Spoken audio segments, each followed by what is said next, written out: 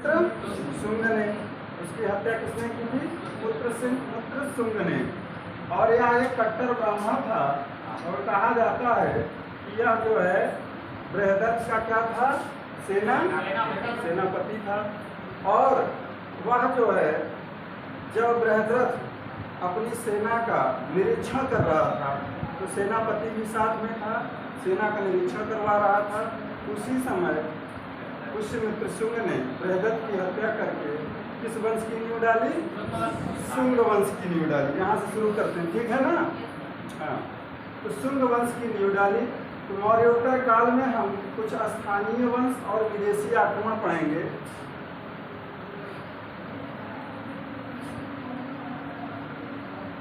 स्थानीय वंश में अगर देखें तो हमको मिलेगा शुंग वंश,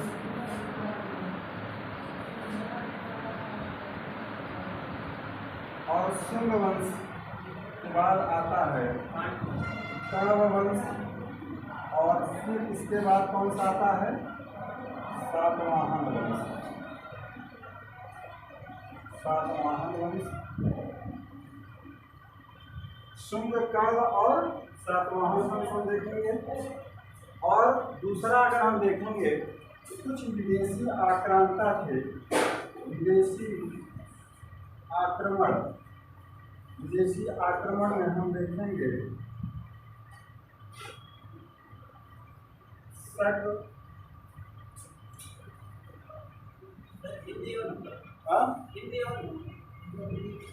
हिंद यवन आक्रमण। वही इसमें यवन शक, पहलव और कुषाण है। पहला यवन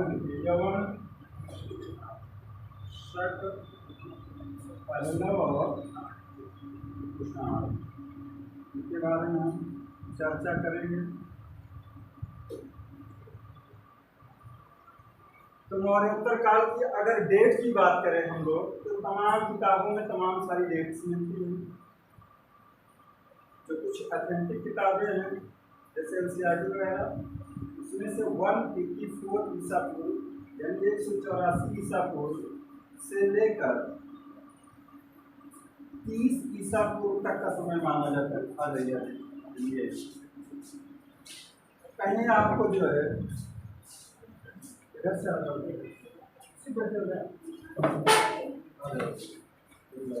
ये किसी सहायता दीजिए तो काम हो जाए। 184 ईसा पूर्व से 30 ईसा पूर्व तक एक जनरली पूछा नहीं जाता है।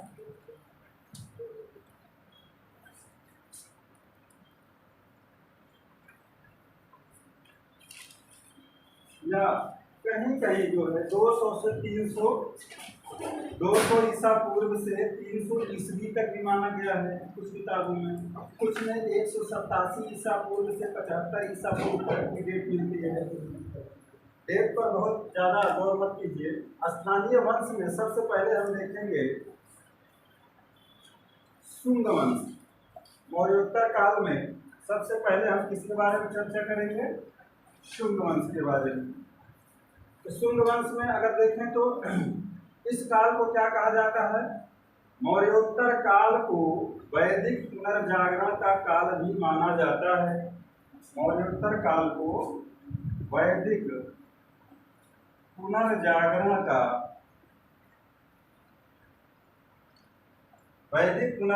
का काल भी माना जाता है। वैदिक पुनर्जागरण का काल माना गया है, काल माना गया है। क्यों ऐसा?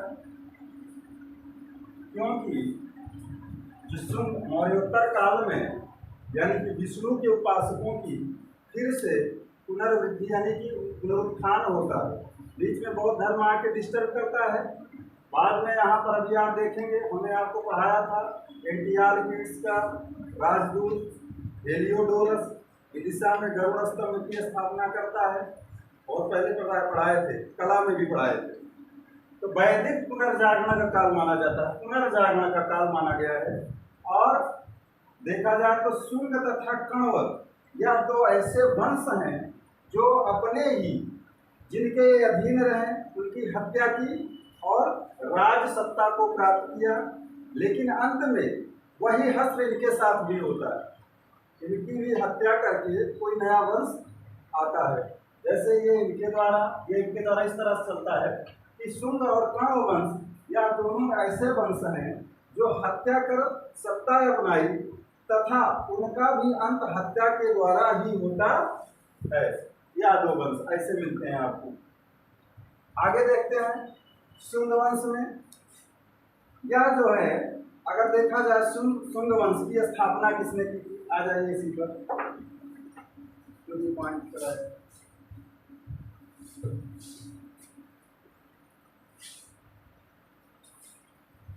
शुंग वंश की स्थापना किसने की थी? स्थापना पुष्यमित्र शुंग ने की थी। स्थापना किसने की थी? पुष्यमित्र शुंग ने की थी। कब की थी? 184 ईसा पूर्व में। 184 ईसा पूर्व में कब की थी? जब वह अपने ही राजा यानी बृहद्रथ, अंतिम मौर्य सम्राट बृहद्रथ की हत्या करके शुंग वंश की नींव डालता है। और उस समय जब वह जो है अपनी सेना का निरीक्षण कर रहा था, तो यह जो पुष्यमित्र शुंग था यह उसका सेनापति था। उसी दौरान बृहद्रथ की हत्या करता है और एक नए वंश यानी ब्राह्मण वंश कह सकते हैं, क्योंकि यह विशुद्ध ब्राह्मण था। तमाम तर्कों के साथ आपको भी हम बताएंगे कि कौन सारे ग्रंथ हैं, कौन सारे पुरातात्विक साक्ष्य हैं जो इसको ब्राह्मण सिद्ध करते हैं। तो इसने जो है पुष्यमित्र शुंग, जो कि एक कट्टर ब्राह्मण था, इसने जो है शुंग वंश की नींव डाली। और इसके पिता का नाम भी पुष्यधर्म मिलता है। और खोजेंगे, और खोजने के बाद पिता का नाम इसके मिला है पुष्यधर्म। ज़्यादातर किताबों में कहीं लिखा नहीं गया है। पुष्यधर्म का यह पुत्र था। और यह कहा गया है, मनुस्मृति की रचना भी इसी काल में होती है। पतंजलि का नाम सुने हैं? योग दर्शन के प्रणेता पतंजलि भी यहीं से सवाल बोलते हैं, अभी बताएंगे आपको। तो उन्होंने ये कहा है कि अगर ब्राह्मण की आजीविका खतरे में है तो वह दूसरा पेशा धारण कर सकता है। ऐसा कहा जाता है कि पुष्यमित्र शुंग के वंशज यानी पूर्वज जो भी रहे होंगे, जब अशोक ने यज्ञ याजन को बंद करा दिया, तब इन्होंने क्या किया? अपने पेशे को बदल दिया। ब्राह्मण कर्मकांड जो करवाते थे तो वही तो कार्य, उसको चेंज करके इन्होंने क्या उठा ली? तलवार। और तलवार उठाया और फिर उसी वंश के शासन काल में यह उत्तरोत्तर प्रगति करते गए और यहाँ तक कि सेनापति जैसे पद पर आसीन हो गए। और देखिए, इसकी एक सेनानी उपाधि भी मिलती है। जगह जगह सेनानी उपाधि मिलती है। राजा के रूप में अग्निमित्र राजा के रूप में मिलेगा, जहाँ भी रिटर्न वर्क में मिलेगा, या शासक के रूप में नहीं। यह अपने सेनानी उपाधि को भी अंत तक धारण किए रहता है, क्योंकि कहीं न कहीं बृहद्रथ अलोकप्रिय हो गया था। उसकी अलोकप्रियता का फायदा उठाकर इन्होंने उसकी हत्या की। अदरवाइज विद्रोह हो सकता था, सेना भी इसके पक्ष में रही होगी निश्चित तौर पे, तभी तो इसने सेना के सामने अपने शासक की हत्या की थी। आगे देखते हैं तो 184 ईसा पूर्व में मौर्य सेनापति पुष्यमित्र शुंग ने अंतिम मौर्य सम्राट बृहद्रथ की हत्या करके शुंग वंश की नींव डाली। क्लियर हुआ? क्लियर है ना? आगे देखते हैं। इसमें कुल शासकों की संख्या अगर देखा जाए तो 10 शासक मिलते हैं। कुल शासकों की अगर संख्या देखा जाए, कुल शासक 10 देखने को मिलते हैं। और ये सब मिलकर जो है कितने वर्षों तक शासन किया था? 112 वर्षों तक शासन किया है। शुंग वंश का जो कार्यकाल रहा 112 वर्ष का। और इसमें कुल मिलाकर 10 शासक दिए थे। और इसके अंतिम शासक की अगर बात की जाए तो देवभूति था। अधिकतर इजिप्ट में भी पूछा गया था। अंतिम शासक शुंग वंश का अंतिम शासक कौन था? देवभूति। देवभूति अभी बताएंगे आपको, एक जनरल चीजें जान लीजिए। देवभूति था। राजधानी की अगर बात करें तो राजधानी कहाँ थी इनकी? वही पुरानी राजधानी को ही राजधानी बनाया। कहाँ पर? पाटलिपुत्र को। पाटलिपुत्र के बारे में बहुत विस्तृत हमने बताया था। पाटलिपुत्र की स्थापना किसने की थी? उदयन या उदयभद्र ने, जो वर्तमान में किस नाम से जाना जाता है? पटना के नाम से। किस नदी के संगम पर है? गंगा और सोन नदी। गंगा और सोन नदी पर स्थित है पाटलिपुत्र, जो वर्तमान में पटना के नाम से जाना जाता है, और बिहार की राजधानी भी है। इसकी स्थापना उदयभद्र या उदयन ने की थी। वो था कौन? हर्यंक वंश का तीसरा शासक। हर्यंक वंश यानी पितृहंता वंश भी कहा जाता है, इसको हम पढ़ा चुके हैं शुरू में ही। तो हर्यंक वंश का वह शासक था, यानी अजातशत्रु का उत्तराधिकारी बृहद्रथ अजातशत्रु। उसके बाद उदयन आता है। उसने जो है मगध की राजधानी राजगिरी को कहाँ पर लाया? ट्रांसफर करके पटना, यहाँ पे पाटलिपुत्र में। ठीक, इसका एक अन्य नाम पूछा गया है पीसीएस में, पूछ लीजिए, लिख लीजिए, कुसुमपुर। कुसुमपुर इसका अन्य नाम क्या है? अन्य नाम कुसुमपुर, कुसुमध्वज,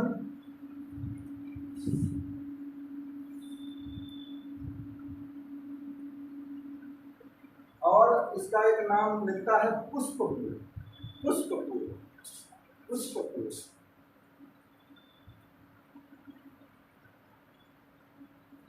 आपके बगल में कन्नौज है, इसका पुराना नाम क्या है? पूछा गया सवाल है महोदय। हाँ, अन्य नाम कुसुमपुर, याद रखना भाई, कुसुमपुर पूछा गया सवाल है। पाटलिपुत्र के नाम, तो राजधानी कहाँ पर थी? पाटलिपुत्र। अब अगर देखें तो शुंग वंश के इतिहास के जानने के साधन कौन कौन से हैं, स्रोत कौन कौन से हैं, ये बता दें। हाँ, जानने के साधन और स्रोत अगर देखें तो हम दो बिंदुओं पर पहुंचते हैं। एक पुरातात्विक साक्ष्य हमको देखने को मिलता है, दूसरा साहित्यिक साक्ष्य।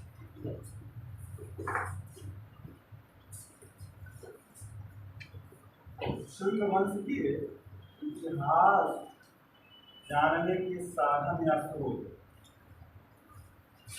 साधन या स्रोत की अगर बात करें तो हमें दो स्रोतों से जानकारी मिलती है। एक साहित्यिक स्रोत, साहित्यिक स्रोत, दूसरा पुरातात्विक स्रोत। तो साहित्यिक स्रोत हम देखते हैं पहले। साहित्यिक स्रोत पर थोड़ा सा गौर कर रहे हैं। साहित्यिक स्रोत में पुराण आते हैं। साहित्यिक स्रोत में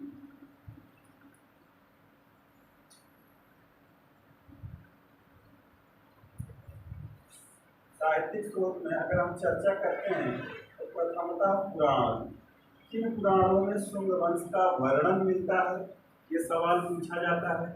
तो पुराणों की अगर बात करें तो मत्स्य पुराण, वायु पुराण, सबसे प्राचीन पुराण कौन सा है? जी, बहुत विधिवत बताए थे जब आपको हम धर्म पढ़ा रहे, बौद्ध, जैन, भागवत। इसमें वायु पुराण, ब्रह्मांड पुराण,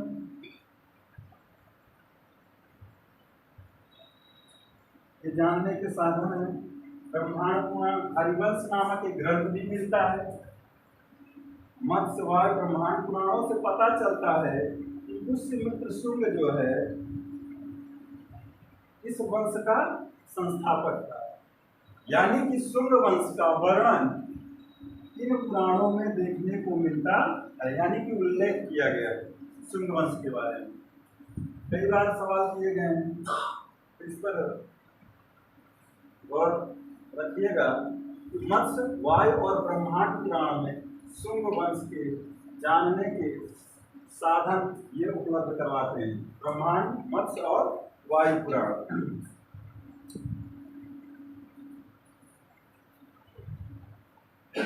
देखिए पारजीटर महोदय, उसमें एक लाइन से लिखते चलिए, पारजीटर महोदय ने, पारजीटर एक अंग्रेज विद्वान थे, पारजीटर महोदय, इन्होंने क्या कहा, पारजीटर महोदय ने मत्स्य पुराण के विवरण को, मत्स्य पुराण के विवरण को, इसको मत्स्य पुराण के विवरण को प्रामाणिक माना है, प्रामाणिक माना है, प्रामाणिक माना है। इनके अनुसार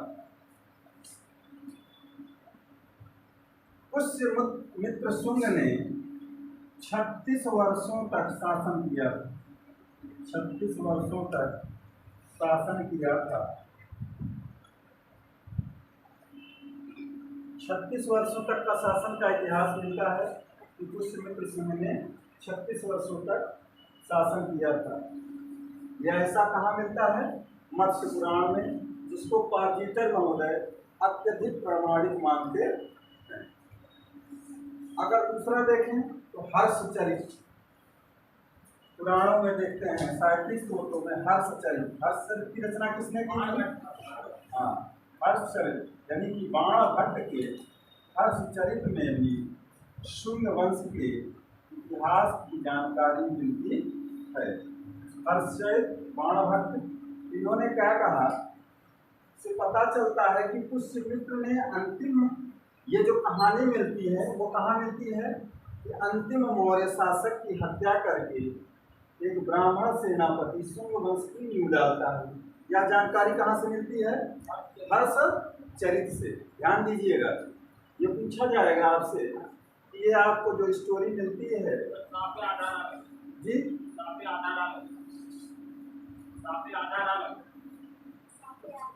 अच्छा सॉरी, चलिए इतना तो आप समझते हैं। हर्षचरित, ये स्टोरी कहाँ मिलती है? हर्षचरित में। हर्षचरित से यह पता चलता है कि पुष्यमित्र ने अंतिम मौर्य नरेश बृहद्रथ की हत्या करके किस वंश की नींव डाली? शुंग वंश की। कहाँ से जानकारी मिलती है? हर्षचरित। हर्षचरित किसने लिखा था? बाणभट्ट। बाणभट्ट किसके राजदरबारी थे? हाँ, हर्ष के, और हर्षचरित ही उसमें इन्होंने लिखा है। तो ये पता चलता है कि पुष्यमित्र ने अंतिम मौर्य नरेश बृहद्रथ की हत्या कर सिंहासन पर अधिकार किया। हर्षचरित में उसे अनार्य तथा निम्न उत्पत्ति का बताया गया। ये सवाल पूछा जाता है, हर्षचरित में उसे क्या बताया गया है? पुष्यमित्र को अनार्य, क्या बताया गया है? अनार्य, यानी कि यह आर्य नहीं था, और निम्न उत्पत्ति वाला व्यक्ति बताया गया है। और क्या बताया गया है? निम्न उत्पत्ति वाला व्यक्ति बताया गया है। अनार और निम्न उत्पत्ति का व्यक्ति बताया गया है। अनार्य इसको क्यों कहा गया? हो सकता है इसके कृत्यों के द्वारा इसे अनार्य कहा गया हर्षचरित में बाणभट्ट के द्वारा, क्योंकि यह ब्राह्मण होकर इसकी हत्या कर दिया था, अपने ही स्वामी की हत्या कर दी। इसकी हत्या कर दी थी अपने ही स्वामी, जिसका वह नमक खाता था, उसी को इसने हलाल कर दिया।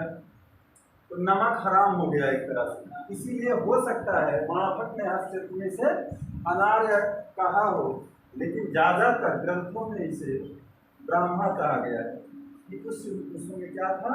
ब्राह्मण था। तो पुष्यमित्र ने अंतिम मौर्य नरेश बृहद्रथ की हत्या की थी। यह बात कहाँ से पता चलती है? हर्षचरित से।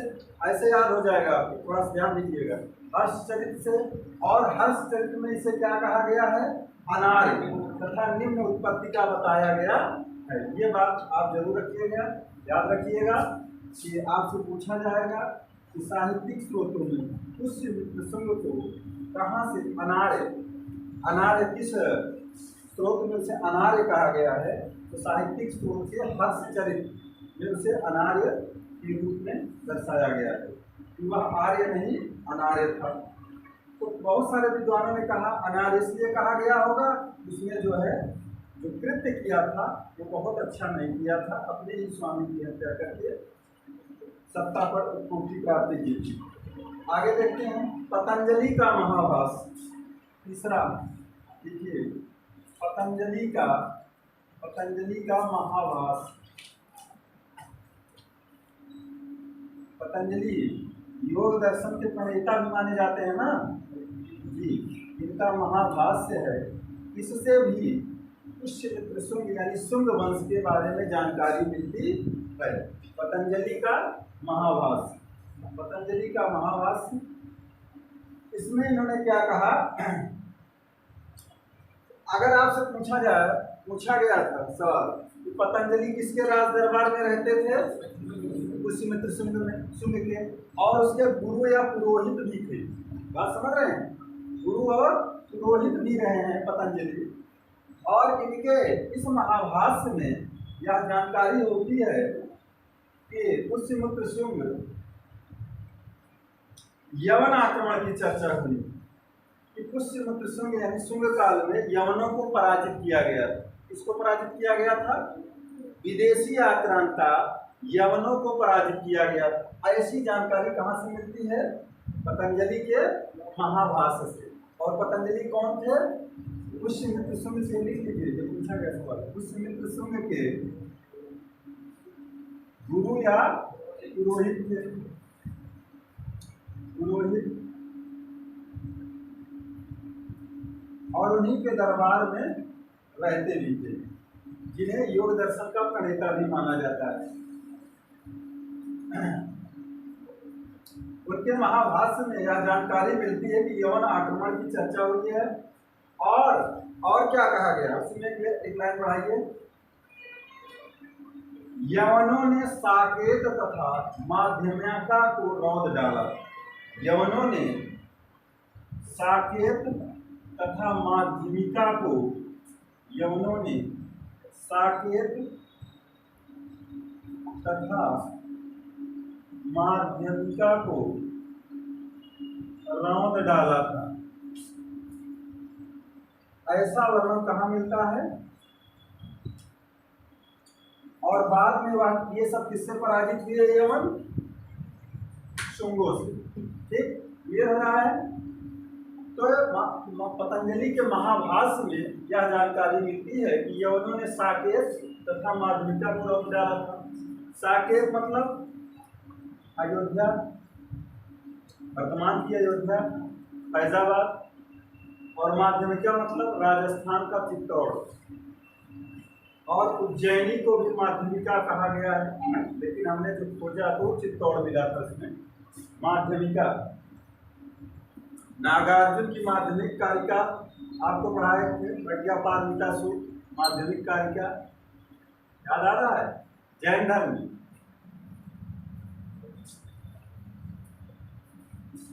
तो यवनों ने साकेत तथा माध्यमिका को रौंद डाला था, ऐसा वर्णन कहाँ मिलता है?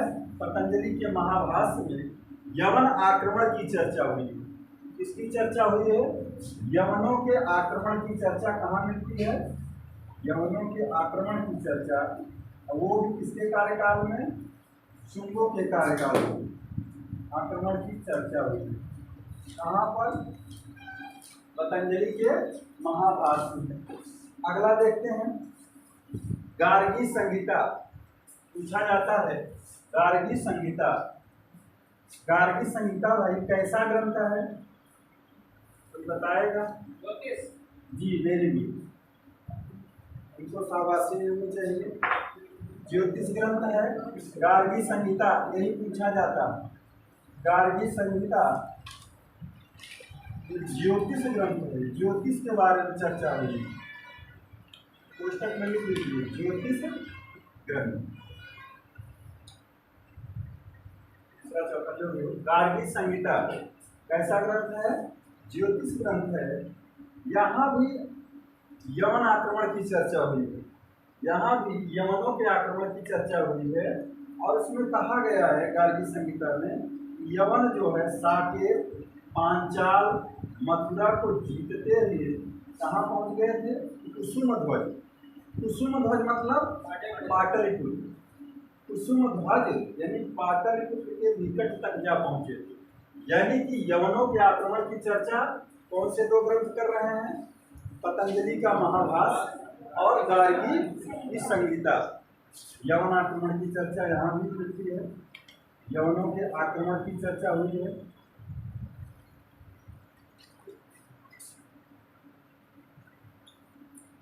यवनों के आक्रमण की चर्चा हुई है।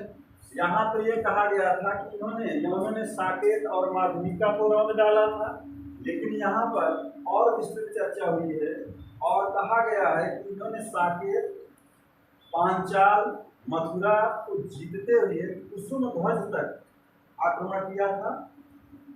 कुसुम ध्वज यानी कि शुंगों की राजधानी तक ये पहुंच गए। यवन विदेशी आक्रांता थे, उनके बारे में हम बाद में भी चर्चा करेंगे। और साहित्यिक स्रोतों में देखें तो कालिदास का मालविकाग्नि मित्रम, कालिदास का मालविकाग्नि मित्रम, अगला देख लीजिए। यहाँ से भी शुंगों के बारे में जानकारी मिलती है।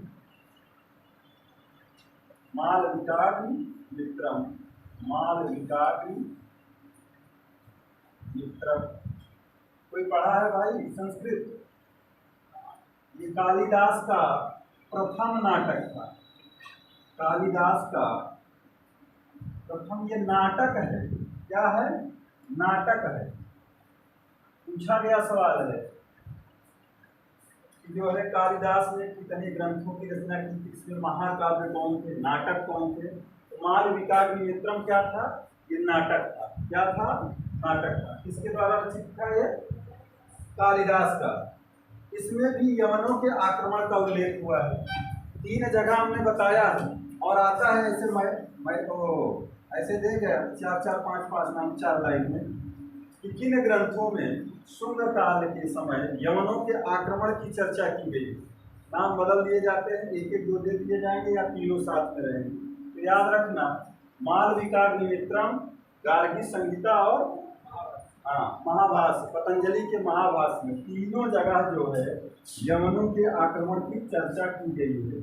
यवनों के आक्रमण की चर्चा की गई है। किसके कार्यकाल में? पुष्यमित्र शुंग के कार्यकाल में। गार्गी संहिता ज्योतिष ग्रंथ है और मालविकाग्नि मित्रम यह नाटक है। कालिदास का प्रथम नाटक, यवन आक्रमण का उल्लेख और अग्निमित्र के पुत्र वसुमित्र। और इसमें क्या कहा गया है कि जो अग्निमित्र का पुत्र था वसुमित्र, पुष्यमित्र शुंग के बाद उसका पुत्र अग्निमित्र राजा होता है, उसका पुत्र था वसुमित्र। और यह बताया गया है कि यवनों को किसने पराजित किया था। समझ रहे हैं? इसमें यह चर्चा की गई है कि अग्निमित्र के पुत्र वसुमित्र ने सिंधु सरिता के दाहिने किनारे पर यवनों को पराजित किया था। और क्या चर्चा होती है कि भाई अग्निमित्र का जो पुत्र था, अग्निमित्र का पुत्र वसुमित्र ने सिंधु सरिता यानी सिंधु नदी के दाहिने किनारे पर, सिंधु नदी के दाहिने किनारे पर किसको पराजित किया? किनारे पर यवनों को पराजित किया था। यवनों को पराजित किया था। इनको यह जिम्मेदारी दी गई थी कि आप यवनों से निपटिए। यानी कि यह पुष्यमित्र शुंग का क्या रहा होगा? पौत्र। क्या रहा होगा? पौत्र रहा होगा। तो अग्निमित्र के पुत्र वसुमित्र ने सिंधु नदी के दाहिने किनारे पर किसको हराया था? यवनों को। ऐसी चर्चा कहाँ मिलती है? मालविकाग्नि मित्रम में। यानी मालविका और अग्निमित्र की कहानी। समझ रहे हैं? अग्निमित्र किसका पुत्र था? पुष्यमित्र शुंग का। अभी लास्ट में हम लिखवा देंगे। अग्निमित्र और मालविका जो थी वो विदिशा की राजकुमारी थी। इन दोनों के प्रेम प्रसंगों का वर्णन इसमें कालिदास ने किया है। तो अग्निमित्र के पुत्र वसुमित्र ने सिंधु नदी के दाहिने किनारे पर यवनों को पराजित किया। और यवनों के आक्रमण की चर्चा कहाँ मिलती है? कालिदास के प्रथम नाटक मालविकाग्नि मित्रम में। अगला देखते हैं। बहुत सारे साहित्यिक स्रोत हैं जहाँ से सवाल बन सकते हैं, उतना जानने की कोशिश करिए। एक थेरावली है, ये जैन लेखक मेरुतुंग द्वारा रचित थेरावली है। थेरावली, पीछे आवाज आ रही है भाई? थेरावली है। थेरावली की रचना जो भी है वो डाल दीजिएगा। थेरावली, और ये थेरावली जो है ये जैन ग्रंथों से भी शुंग वंश के बारे में सूचना मिलती है हमें। तो ये थेरावली जैन लेखक मेरुतुंग है। इसके लेखक कौन है? मेरुतुंग, जैन विद्वान थे। जैन लेखक मेरुतुंग है। मेरुतुंग के बारे में आज इसमें पूछा गया है। जैन लेखक मेरुतुंग, थेरावली रचना जैन लेखक मेरुतुंग ने किया था। इस ग्रंथ में उज्जैनी के शासकों की वंशावली मिलती है। उज्जैनी के शासकों की वंशावली मिलती है। उज्जैनी के शासकों की ग्रंथावली मिलती है। शासकों की ग्रंथावली मिलती है।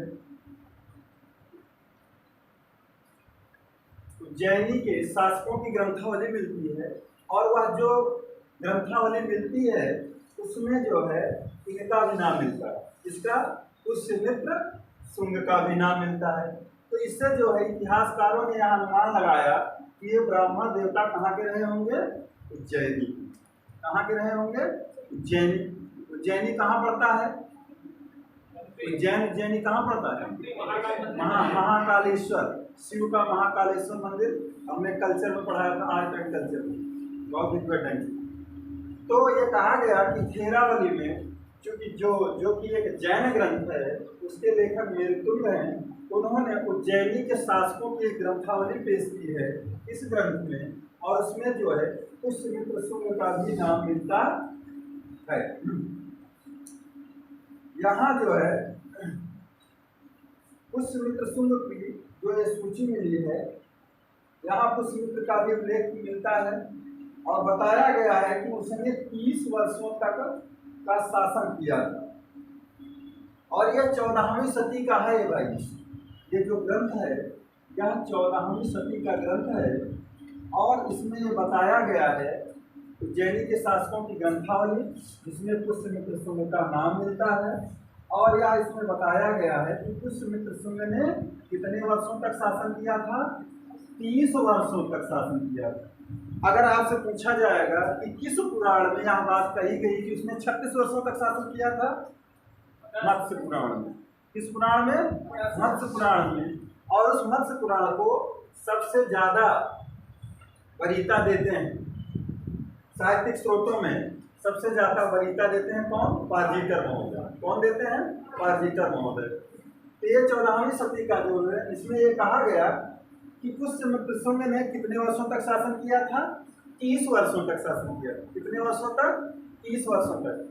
ठीक चल रहा है ना? आप लोग कहते हो ज्यादा लिखा देते हैं, ऐसे ऐसे समझ में आ रहा ना? हाँ, तो थेरावली पूछा जाएगा कैसा ग्रंथ है? जैन ग्रंथ। लेखक कौन है? मेरुतुंग। और इसमें दिया क्या गया है? उज्जैनी के शासकों की ग्रंथावली पेश की गई है, यानी लिस्ट दी गई है, और उसमें पुष्यमित्र शुंग की भी चर्चा की गई है। और यह कहा गया है कि पुष्यमित्र शुंग ने 30 वर्षों तक शासन किया था। ये बात मिलती है। थेरावली रचना जैन लेखक मेरुतुंग। और बताया गया है कि उसने 30 वर्षों तक शासन किया। इसी तरह से देखिए एक बौद्ध विद्वान है तारानाथ। तारानाथ ने शुंगों की धार्मिक नीति का उल्लेख किया। तारानाथ ने, बौद्ध विद्वान तारानाथ ने, और यह ये बताते हैं कि यह बौद्ध द्रोही भी था। बौद्ध विद्वान तारानाथ ने शुंगों की धार्मिक नीति का, शुंगों की धार्मिक नीति का वर्णन किया गया है। इनकी नीतियाँ धर्म के प्रति कैसी रही, धार्मिक नीति का वर्णन किया है। धार्मिक नीति का वर्णन किया है। बौद्ध विद्वान तारानाथ, एक जगह सवाल पूछा गया था कि पुष्यमित्र शुंग के दरबार में रहने वाले ऐसे विद्वान जिनको शेष नाग का अवतार भी कहा जाता है, तो वो आप कहीं नोट कर लीजिएगा। पुष्यमित्र को, पतंजलि को क्या कहा जाता है? पतंजलि को शेषनाग का अवतार भी कहा गया है। शेषनाग का अवतार भी कहा गया है।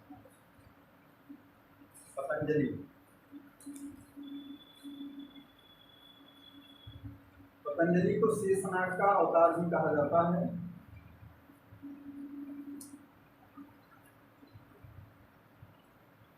और देखिए आगे चलते हैं। साहित्यिक स्रोतों में एक हरिवंश नामक ग्रंथ है। हरिवंश नामक ग्रंथ मिलता है, जिसमें इसको जो है हरिवंश नामक ग्रंथ में पुष्यमित्र शुंग को क्या कहा गया है? औदभिज। क्या कहा गया है? औदभिज। औदभिज का मतलब क्या हुआ? अचानक से उठ खड़ा होने वाला। औदभिज हिंदी कोई पढ़ा होगा इसका मतलब समझता होगा, हिंदी में एक वर्ड औदभिज कहा गया है। हरिवंश नामक ग्रंथ में इसको औदभिज कहा गया है। और औदभिज का शाब्दिक अर्थ होता है अचानक उठने वाला। रातों रात कोई जो है अडानी बन जाए, उसको हम क्या कह देंगे? औदभिज कह सकते हैं। यानी कि अचानक उठने वाला, अर्श से फर्श, फर्श से अर्श पे जाने वाला, कहने का मतलब औदभिज, अचानक उठने वाला। अचानक मतलब यार सीधे सेनापति से राजा बन गया और बहुत ज़्यादा इसको कठिनाइयों का सामना भी नहीं करना पड़ा, अपने स्वामी की हत्या किया और शासक बन बैठा। अचानक उठने वाला औदभिज कहा गया है। औदभिज।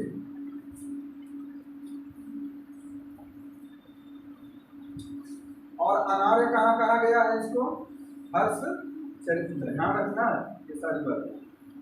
इसको औदभिज यानी अचानक उठने वाला।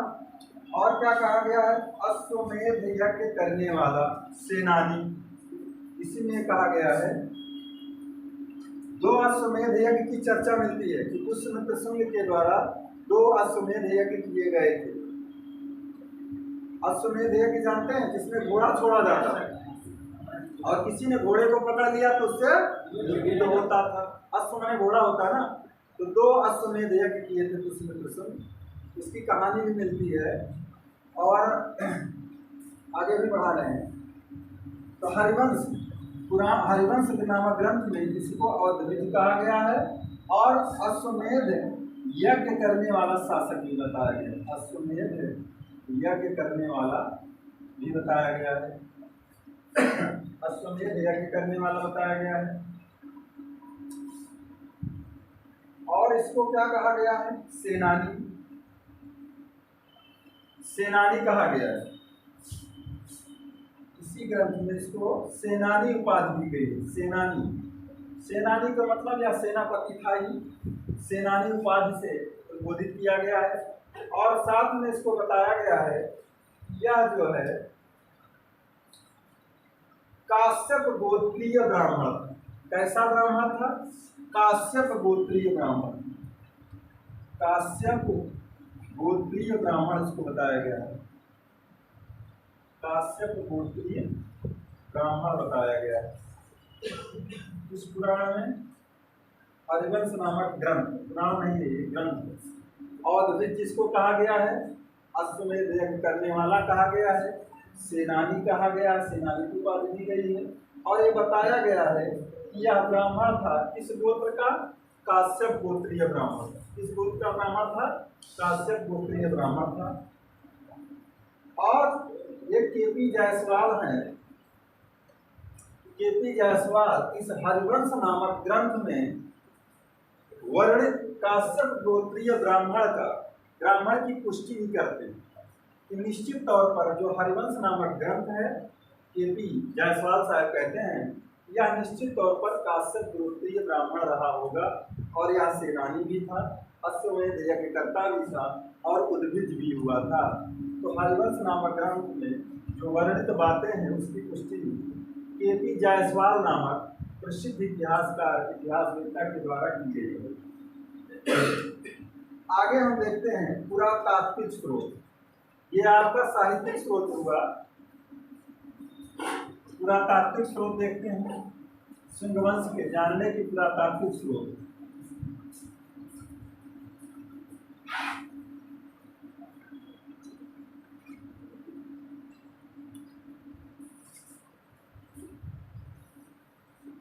एंशिएंट हिस्ट्री थोड़ी कठिन है भाई, ऐसे ऐसे गुड़ सवाल पूछे जाते हैं। आप सिविल के लिए आए हो, हम ऐसे कहानी बता दें तभी अच्छा नहीं है कि नहीं। तो पुरातात्विक स्रोत देखिए, पुरातात्विक स्रोतों की अगर हम चर्चा करें, गुप्त काल में आएंगे तो थोड़ा इंटरेस्टिंग मिलेगा। पुरातात्विक स्रोत में हम देखते हैं पहला अयोध्या, धनदेव का अयोध्या लेख, धनदेव का अयोध्या लेख, अयोध्या लेख।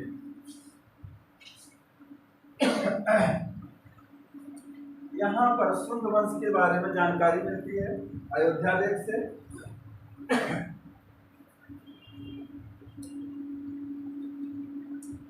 एक चीज हम और आपको बताना भूल गए, मनुस्मृति का लेखक कौन था?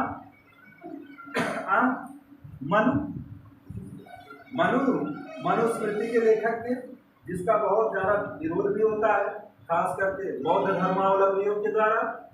मनुस्मृति का विरोध डॉक्टर अम्बेडकर साहब ने भी किया था, आप लोग मॉडर्न में पढ़े होंगे। तो उन्हें उसकी रचना जो है किसके कार्यकाल में हुई थी? शुंग वंश, मनुस्मृति की रचना। वही साहित्यिक स्रोतों में लिख लीजिएगा, मनुस्मृति की रचना किसके कार्यकाल में हुई थी? मनु के द्वारा। किस काल में हुई थी? शुंग काल में हुई। किस काल में हुई थी? शुंग काल में। मनुस्मृति यहाँ पर ये कहा गया है, यस्य नार्यस्तु पूज्यन्ते रमन्ते तत्र देवता, जहाँ पर नारियों की पूजा होती है वहाँ पर, आपने जो है महिला सशक्तिकरण का अगर किसी का भाषण सुना होगा तो ये लाइन जरूर लोग पढ़ते, यस्य नार्यस्तु पूज्यन्ते रमन्ते तत्र देवता, जहाँ पर नारियों की पूजा होती है वहाँ कौन निवास करता है? देवता निवास करते हैं। इसलिए आप लोग सुधर जाओ। देवता निवास अगर करना है तो लक्ष्मी की आराधना आपको करनी होगी, ठीक। तो ऐसी बात किसने कही है? मनुस्मृति ने। यानी कि महिलाओं का महिमा मंडन किया गया, महिमा यानी गुणगान किया गया, कहाँ पर? मनुस्मृति में। साथ में ब्राह्मण और ब्राह्मण धर्म का प्रशंसा की गई है। और इसी में मनुस्मृति में मनु ने ये बात कही कि यस्य नार्यस्तु पूज्यन्ते रमन्ते तत्र देवता। अगर लिखना हो तो लिख लीजिए, कहीं पूछ ले, यस्य नार्यस्तु पूज्यन्ते रमन्ते तत्र देवता। अर्थ तो समझ गए? तत्र देवता।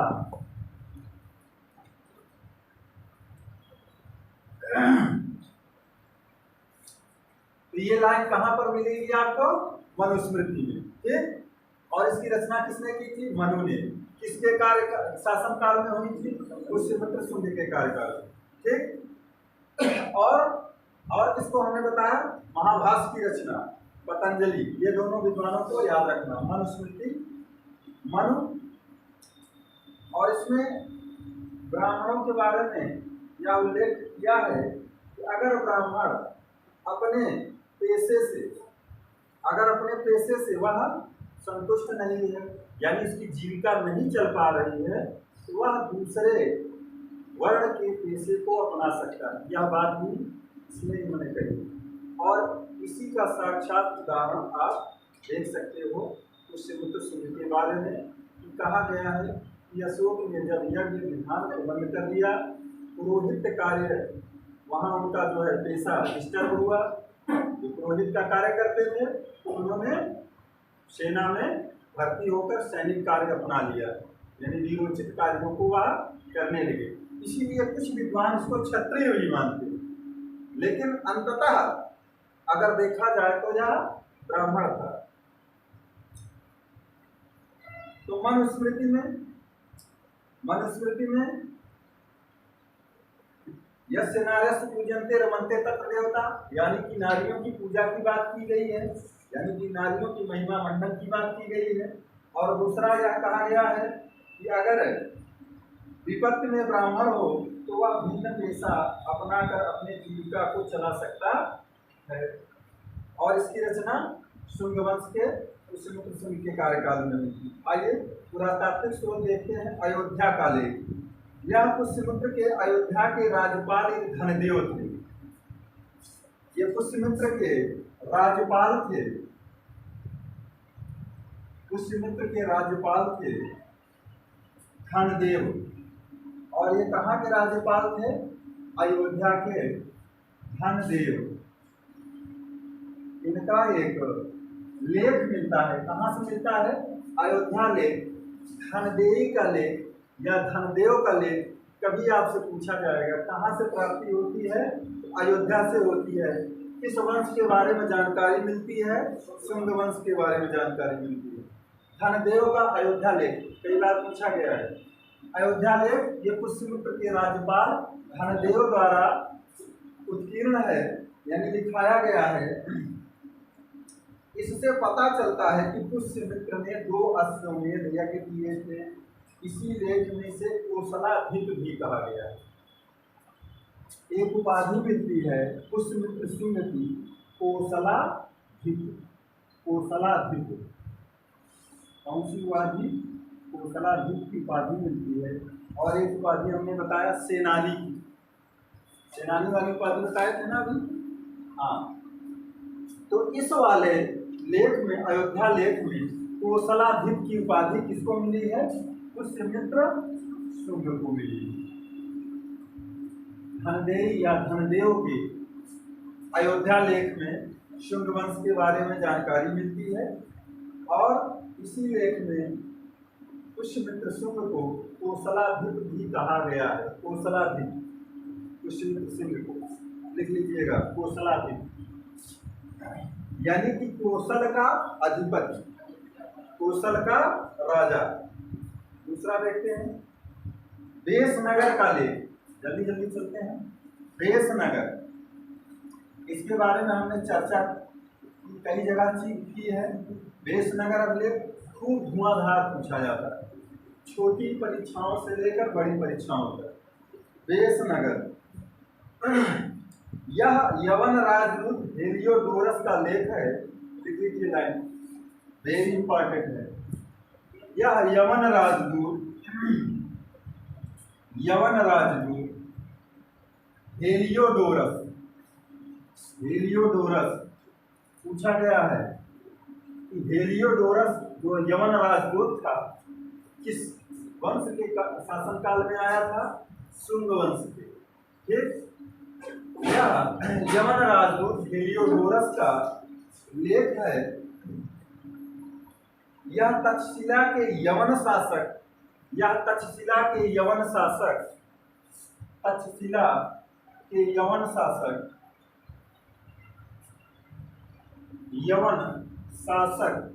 एंटियाल कीट्स का राजदूत बनकर आया था भाई।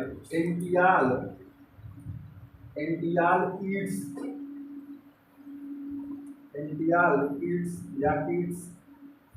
का राजदूत था। यह तक्षशिला के यवन शासक एंटियाल कीट्स का राजदूत था, जो कहाँ भेजा गया था?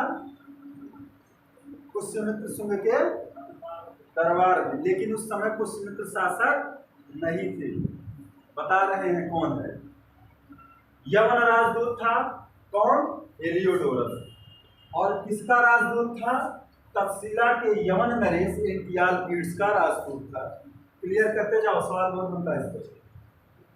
और ये भेजा गया या तक्षशिला के यवन शासक इंतियाल पीड्स का राजपूत था, जो शुंग वंश के, देखिए, जो शुंग वंश के नवे शासक, जो शुंग वंश के कब आया था, शुंग वंश के नवे शासक भागभद्र, ये पूछा गया है कि किसके कार्यकाल में आया था, भागभद्र। जो शुंग वंश के नवे शासक भागभद्र के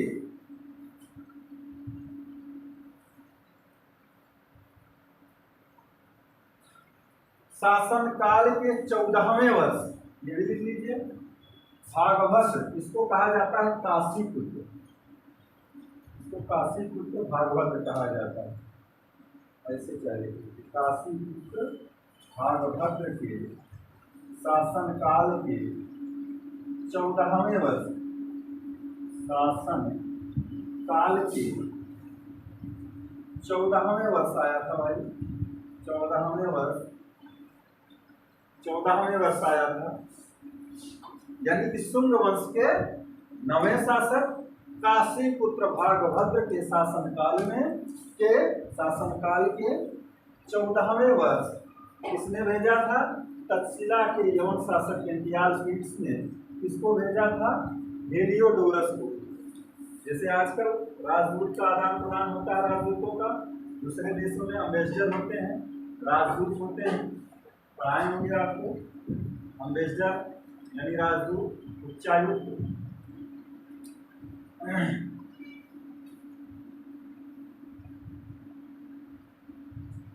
तो हमने बताया कि भागभद्र के शासनकाल के 14वें वर्ष में आया था। इसने किया क्या था, जिसने विदिशा में वासुदेव के सम्मान में, जिसने विदिशा कहाँ पड़ता है, मध्य प्रदेश में, विदिशा में वासुदेव मतलब, हाँ जी, यानी कि इस समय भागवत धर्म का उत्थान रहा होगा, यानी विष्णु के उपासक, यानी कृष्ण के उपासक रहे होंगे। तभी तो जैसे कुछ राजदूत गए, हमारे देश के प्रधानमंत्री जाते हैं, गिफ्ट लेके जाते हैं ना, हमारे देश के देखिए बहुत सारे प्रतिनिधि, बहुत सारे प्रवासी हैं, दूसरे देशों में मंदिर बना रहे हैं। अभी अबू धाबी का हमने देखा कि जो है वहाँ हिंदू का बहुत बड़ा मंदिर बना है, हाँ, तो इसका जो आप बता रहे हैं, तो इस तरह से वह भी जो है अपने मैत्री संबंधों को मजबूत करने के लिए, हो सकता है कि इंतियाल पीड्स भले ही यवन रहा हो, उसकी भी भागवत धर्म में आस्था रही हो। तो हेलियोडोरस ने क्या किया, विदिशा में वासुदेव, आगे लीजिए, वासुदेव के सम्मान में गरुड़ स्तंभ स्थापित किया। गरुड़ स्तंभ, यही पूछा जाता है, गरुड़ स्तंभ, वासुदेव के सम्मान में गरुड़ स्तंभ स्थापित किया। गरुड़, भगवान विष्णु की सवारी कौन है, वो गरुड़ है। लक्ष्मी की उल्लू, गंगा की मकर वायु, कच्छप वायु, यमुना, ये तो खूब पूछा गया जाता है सवाल एनसीएसएस में। अभी हम गए थे वहाँ उत्तराखंड, पूछा गया था कि समुद्र मंथन हुआ तो किस सर्प को रस्सी बनाया गया था। अभी नहीं, वासुकी, किस पर्वत को मखनी बनाया गया, मदरांचल पर्वत। हाँ, तो ये सारी चीजों पर ध्यान दिया करिए। तो हेलियोडोरस ने गरुड़ स्तंभ की स्थापना कहाँ की थी, यहाँ से कई प्रकार से सवाल बनते हैं। विदिशा में कहाँ की थी, विदिशा में किसके सम्मान में की थी, वासुदेव यानी विष्णु भगवान कृष्ण के सम्मान में। वो था कौन, यवन राजदूत था। किसके द्वारा भेजा गया था, तक्षशिला के यवन शासक इंतियाल पीड्स के द्वारा भेजा गया था। और आया किसके दरबार में था, शुंग वंश के नवे शासक काशीपुत्र भागभद्र के दरबार में आया था और उसके शासन के 14वें वर्ष में आया था और विदिशा में उसने एक गरुड़ स्तंभ की स्थापना की। स्तंभों के बारे में हमने चर्चा की थी आर्क में। अब टाइम थोड़ा से 14वें वर्ष में आया था तो उसने गरुड़ स्तंभ स्थापित किया।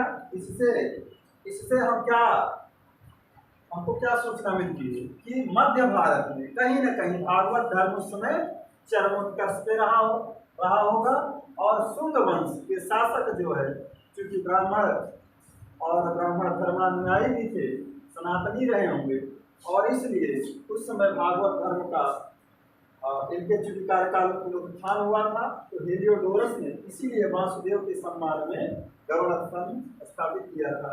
इससे अनुमान लगाया जाता है कि मध्य भारत यानी मध्य प्रदेश वगैरह जो भी क्षेत्र रहे होंगे वहाँ पर भागवत धर्म का चरमोत्कर्ष उस टाइम पे रहा होगा। आगे चलते हैं।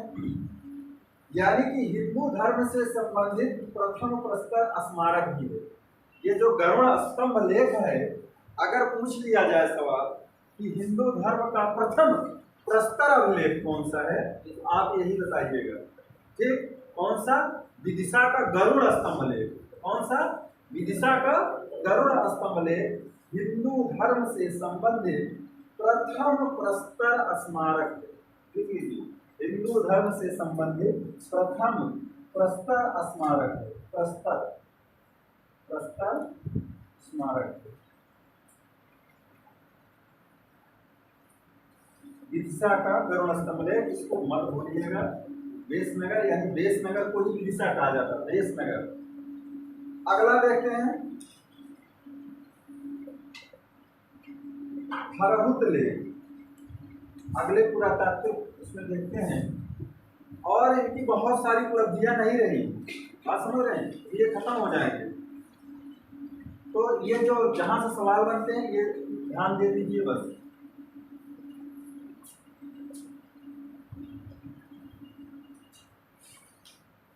दूसरा लिखिए भरहुत। तो भरहुत का जो लेख है उसको किसने खोजा था बताइए भाई। भरहुत कनिंघम ने 1873 में भरहुत लेख लिख लीजिए। भरहुत तू पढ़ाए तो थे भाई, नहीं याद आ रहा है? ज्यादातर चेहरे बदलते रहते हैं। आप जो है मिस मत करिए तो बहुत सारी चीजें आपको यही ज्ञान हो जाएगा। बात समझ रहे हैं? जैसे आपकी परीक्षा में आएगा तो आपको ये जो है स्मरण शक्ति आपकी आ जाएगी, हाँ हमने वहाँ पढ़ा, इसीलिए क्लास लोग करते हैं। अदरवाइज आप सारा मटेरियल हर जगह उपलब्ध है दुनिया मुट्ठी। भरहुत का लेख, भरहुत लेख इसकी खोज किसने की थी? कनिंघम महोदय ने। कब की थी? 1873। कनिंघम के द्वारा खोजा गया था। लिख लीजिए खोज कनिंघम के द्वारा 1873 भरहुत लेख। इसमें ये लिखता है इसकी वेस्टनी पर पूरा हुआ जो शुंगकालीन रचना है, इससे भी ये माना जाता है कि जो भरहुत का लेख है वो किस समय का रहा होगा? शुंग वंश का रहा होगा, क्योंकि इसकी वेस्टनी को जो है बदल दिया गया। जैसे जब भी मौर्य काल में ज्यादातर कच्ची ईंटों या पकी हुई ईंटों का प्रयोग किया जाता था, लेकिन शुंग काल में प्रस्तर पत्थरों का ज्यादा इस्तेमाल किया गया। अगर आर्ट में आप जाएंगे भरहुत लेख में इसकी वेस्टनी और तोरण द्वारों को चेंज किया गया है, तो ऐसा लगता है कि पुष्यमित्र सिंह के द्वारा भरहुत लेख वेस्टनी पर जो भी रचना की गई है वो किस समय की है? शुंग वंश की। शुंग वंश के कार्यकाल के बारे में जानकारी देती है और इसकी खोज किसने की थी? 1873 में कनिंघम महोदय ने। यानी कि पुरातात्विक स्रोतों में भरहुत लेख से भी हमें शुंग वंश के बारे में जानकारी मिलती है। अगला देखते हैं। इसके अतिरिक्त बहुत सारी चीजें हैं, हम लोग आगे बढ़ते हैं।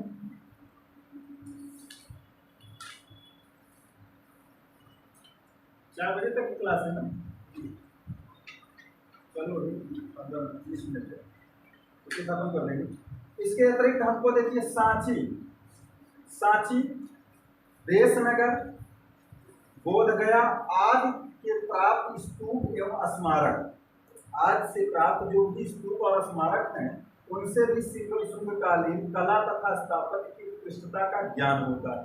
देशनगर, सांची, देशनगर हमने बताया गरुड़ स्तंभ, सांची, देशनगर और बोधगया आदि के प्रमुख स्तूप, सांची, देशनगर और बोधगया, ये सब का बोधगया कहाँ है? बिहार में जी। यहाँ से जो है प्राप्त स्तूप और स्मारक शुंगकालीन कला तथा स्थापत्य की उत्कृष्टता का ज्ञान कराते हैं। और कुछ मुद्राएं भी मिली हैं, शुंगकालीन कुछ मुद्राएं मिली हैं। वो मुद्राएं कहाँ से मिली हैं? कौशाम्बी, मथुरा और अयोध्या, अहिछत्रा, कौशाम्बी, मथुरा, अयोध्या और अहिछत्रा से तमाम सारी मुद्राएं मिली। मुद्राएं ये जो मिली हैं शुंगकालीन, वो कौशाम्बी से मिली हैं, अयोध्या से मिली हैं, मथुरा से मिली हैं, अहिछत्र से मिली हैं।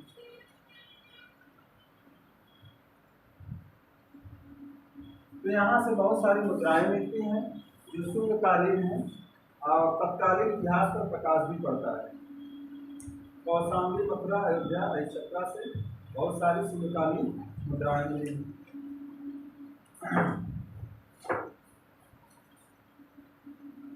कला के उदाहरण अगर देखें तो विदिशा का जो गरुड़ ध्वज है ये शुंगकालीन कला का सर्वोत्कृष्ट उदाहरण माना जा सकता है। अगर कला से पूछा जाए, कला विदिशा का गरुड़ ध्वज,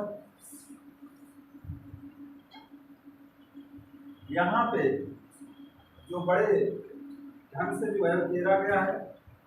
कला के उदाहरण अगर हम देखें, शुंगकालीन कला के उदाहरण हमको देखने को मिलते हैं। विदिशा का गरुड़ स्तंभ ले,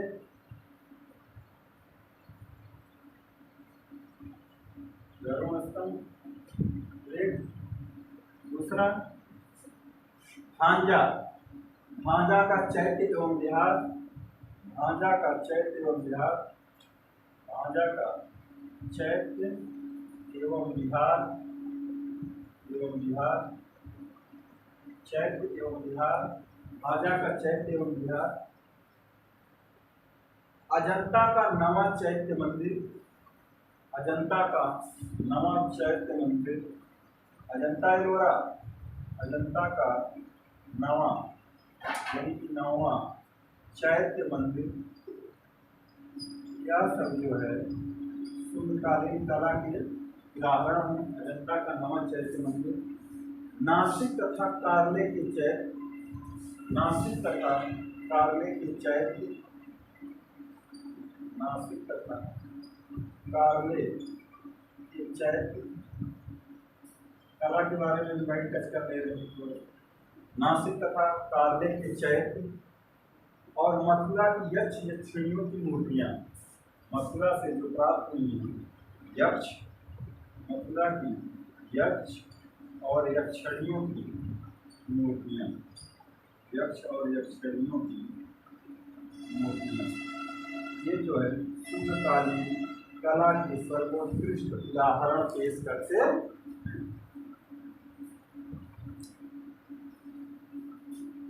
अब देखिए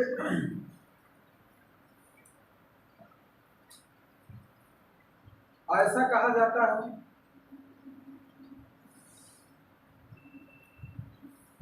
बौद्ध रचनाएं जो है शुंग यानी पुष्यपुत्र शुंग को क्या मानती है? बौद्धों का हत्यारा मानती है।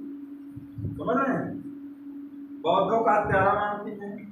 बौद्ध रचनाएं पुष्यमित्र को बौद्धों का हत्यारा तथा बौद्ध मठों एवं विहारों को नष्ट करने वाला मानती है। ये कहती हैं जो भी बौद्ध रचनाएं हैं शुंग वंश, चूंकि देखिए बौद्ध धर्म की अवनति होती है और पुनः से ब्राह्मण धर्म की का पुनरुत्थान होगा, तो निश्चित तौर पर उसको डेमोरलाइज करना चाहा होगा। तो बौद्ध रचनाएं जो है ये कहती हैं कि बौद्धों का हत्यारा था, इसने मठों और विहारों को नष्ट किया, ध्वस्त किया। और एक बताया जाता है, दिव्यावदान से यह सूचना मिलती है कि 84,000 स्तूपों को उसने नष्ट कर दिया। बौद्ध ग्रंथ दिव्यावदान से यह सूचना मिलती है, लिख लीजिए जाए,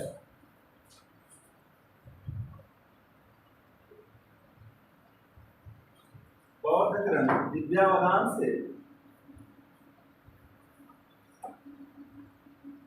यह जानकारी प्राप्त होती है कि उसने यानी पुष्यमित्र शुंग ने अशोक के 84,000 स्तूपों को नष्ट कर दिया था।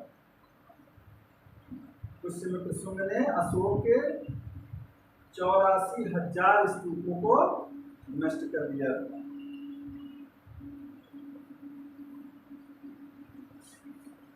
84,000 स्तूपों को नष्ट करने वाला कहा गया है। आगे देखते हैं, तो यह बौद्ध रचनाएं जो है इसको क्या कहती हैं, यह बौद्धों का हत्यारा था। इसने देखिए पाटलिपुत्र के कुक्कुटाराम विहार को 3 बार नष्ट करने का असफल प्रयास किया था। ये पूछा जाता है कि कुक्कुटाराम विहार कहाँ है, पाटलिपुत्र में। कुक्कुटाराम विहार, कुक्कुटाराम विहार कहाँ पर है, पाटलिपुत्र में। यह बुद्ध भगवान को हैंडओवर किया गया था, पढ़ाए थे, याद आ रहा है। कुक्कुटाराम विहार पाटलिपुत्र यानी पाटलिपुत्र में है। इसको नष्ट करने का इसने 3 बार असफल प्रयास किया। किसने, पुष्यमित्र शुंग ने। लेकिन जब यह वहां जाता था तो वहां बड़ी जबरदस्त गर्जना होती थी। ऐसा कहा जाता है कि यह गर्जना सुनकर भयभीत होकर लौट आता। तो यह कुक्कुटाराम विहार को यह नष्ट नहीं कर पाया, असफल प्रयास किया था, ऐसी जानकारियां मिलती हैं। और यह जो है सियालकोट यानी साकल सियालकोट में जाकर यह घोषणा भी करता है कि अगर मुझे एक बौद्ध का यानी एक बौद्ध भिक्षु का सिर लाकर जो भी देगा मैं उसे कितने दूंगा, 100 दीनारे दूंगा। 100 दीनार, 100 दीनार। यह जो है बाद में गुप्त काल की मुद्रा बनी थी ना, निश्चित तौर पर यह समय भी मुद्रा रही होगी। वो कह रहा है सियालकोट में, पूछा जाता है सियालकोट यानी साकल में, साकल और सियालकोट, इसी को सियालकोट भी कहा जाता है, जो पश्चिमोत्तर भारत में है। सियालकोट आजकल संभवतः पाकिस्तान में पड़ेगा। तो साकल में वह जाकर घोषणा करता है कि जो भी व्यक्ति, आजकल नहीं तमाम तथाकथित लोग घोषणा करते हैं उसकी जीभ काट कर लाओ मैं इतना दूंगा, मुंडी काट कर लाओ इतना दूंगा, है ना।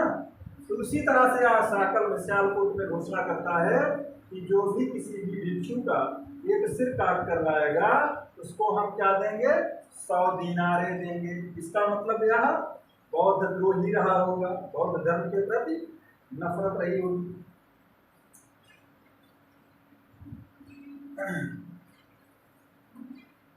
इसी तरह से देखिए J.R. शर्मा हैं, इन्होंने कहा कि कौशाम्बी के घोषिताराम विहार को पुष्यमित्र शुंग ने जला दिया था। J.R. शर्मा कहते हैं, J.R. शर्मा बहुत बड़े विद्वान थे, इन्होंने जो है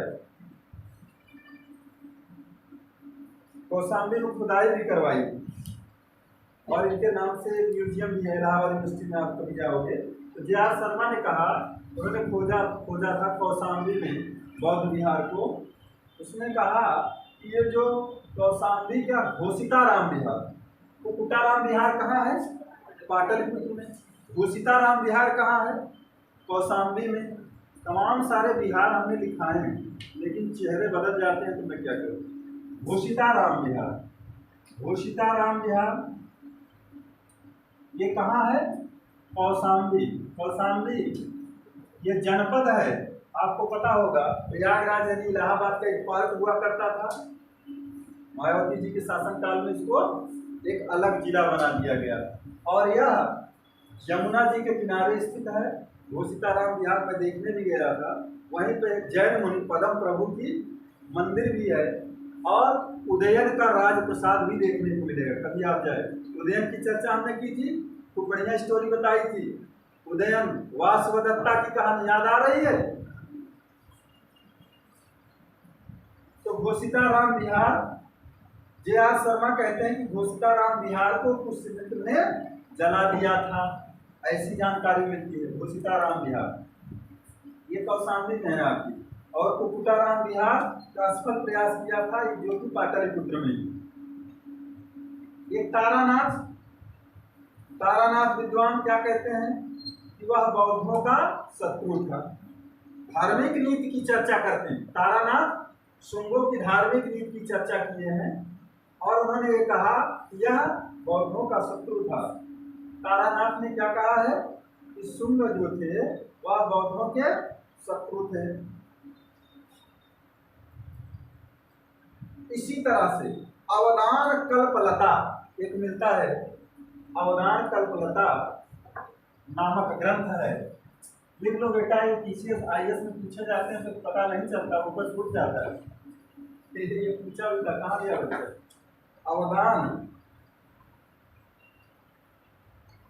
क्षेमेंद्र की अवदान कल्पलता में, अवदान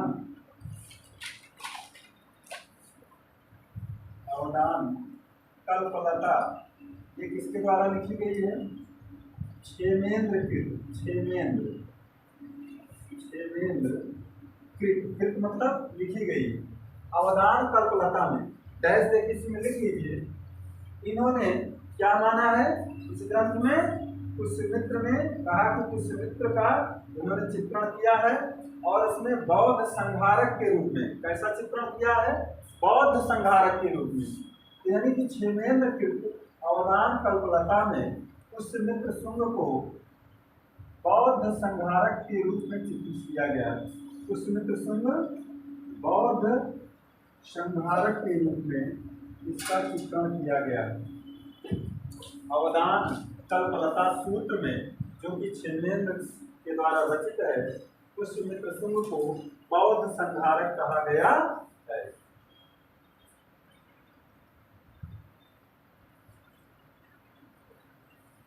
अब देखिए आगे हम देख लेते हैं पुष्यमित्र के बाद जो शासक हुए। तो पुष्यमित्र के बाद देखिए, पुष्यमित्र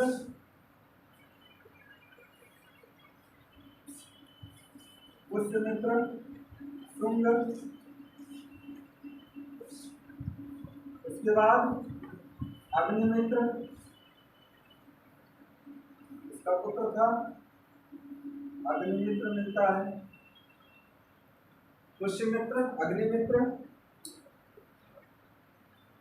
अग्निमित्र जो था वह विदिशा को अपनी राजधानी बनाया। अग्निमित्र वहीं का राज्यपाल भी रहा, बाद में इसने विदिशा को अपनी राजधानी बना लिया। मालविकाग्निमित्रम, विदिशा की ही राजकुमारी अग्निमित्र, और मालविका की कहानी है मालविकाग्निमित्रम, यानी कालिदास के नाटक में विदिशा को राजधानी बनाया। किसने? इसके पुत्र ने। और राजधानी कब मतलब उदयभद्र यानी कि उदयन के समय से पाटलिपुत्र रही, फिर मौर्यों के काल में भी रही, शुंगों के काल में भी रही, याद आ रहा है, फिर गुप्तों के भी काल में मिलेगी पाटलिपुत्र, समझ रहे हैं? तो अग्निमित्र दूसरा अग्निमित्र था जिसने विदिशा को अपनी राजधानी बनाई। यह 8 वर्ष तक राज्य किया, 8 वर्ष तक राज्य किया। यह जो है 8 वर्ष तक राज्य किया था, 8 वर्ष तक राज्य किया। और आपसे पूछा जाएगा कि मालविकाग्निमित्रम का नायक कौन? तो यह मालविकाग्निमित्रम का नायक है। मालविकाग्निमित्रम किसके द्वारा लिखी गई है? किसके द्वारा लिखा गया नाटक है? कालिदास के द्वारा। मालविकाग्निमित्रम का यह नायक भी है। कौन? अग्निमित्र। मालविका और अग्निमित्र की कहानी है। और इसने 3 शादियां की थी भाई। पहली पत्नी का नाम था धारिणी। धारिणी पुत्र कहा गया कि धारिणी पुत्र वसुमित्र ने यवनों को पराजित किया।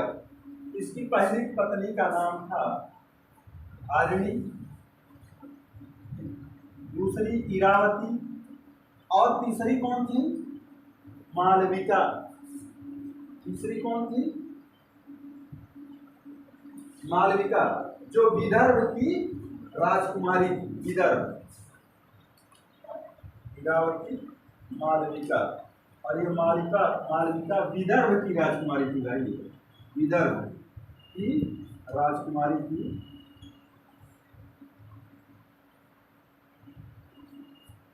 धारिणी, इरावती, मालविका, ये 3 पत्नियां थी।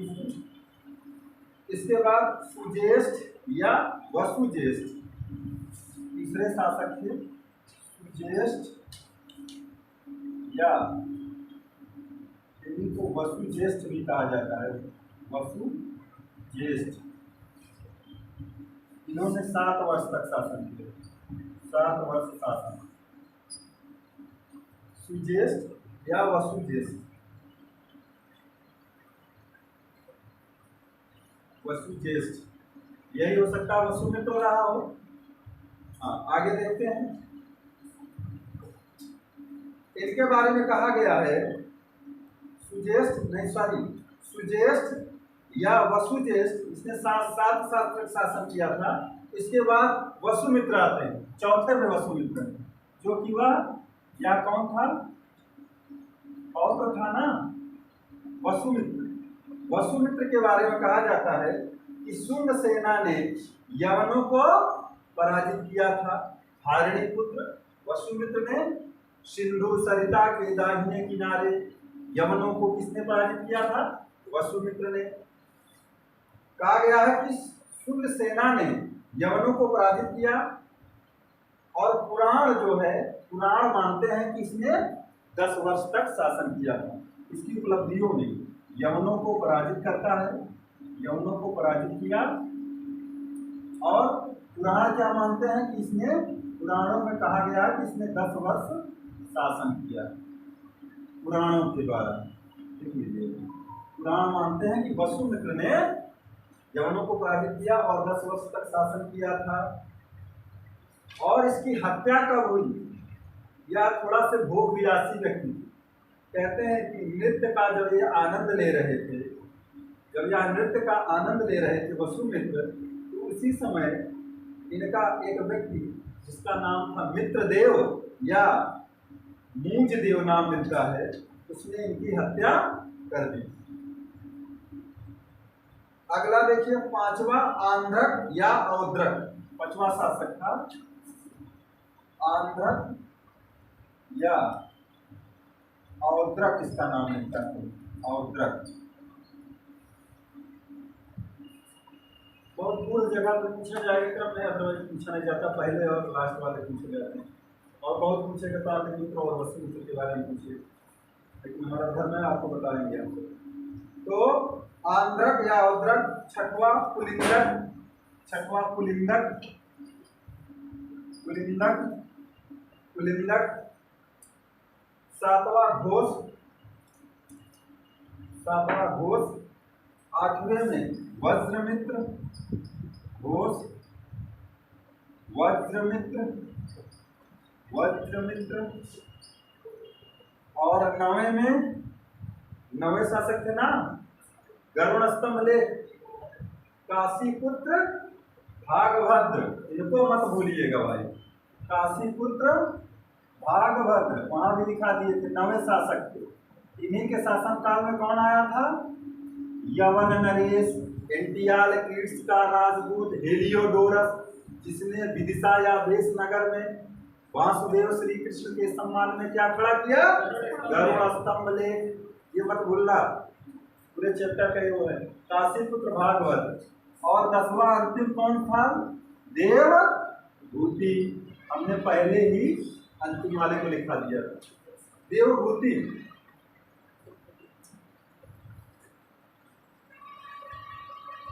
देखिए आंध्रक जो है, औद्रक, इसका कौशाम्बी लेख में भी उल्लेख मिलता है, अंधरक का कौशाम्बी लेख में इसका उल्लेख है। कौशाम्बी से एक लेख मिला है, कौशाम्बी लेख में लेख से इसकी जानकारी मिलती है अंधरक के बारे में। अब इतना मुश्किल नहीं पूछेगा, कौशाम्बी लेख में उल्लेख है। अब देवभूति आ रहा है भाई, देवभूति देखिए, देवभूति। अब देखिए देवभूति की किसने हत्या की?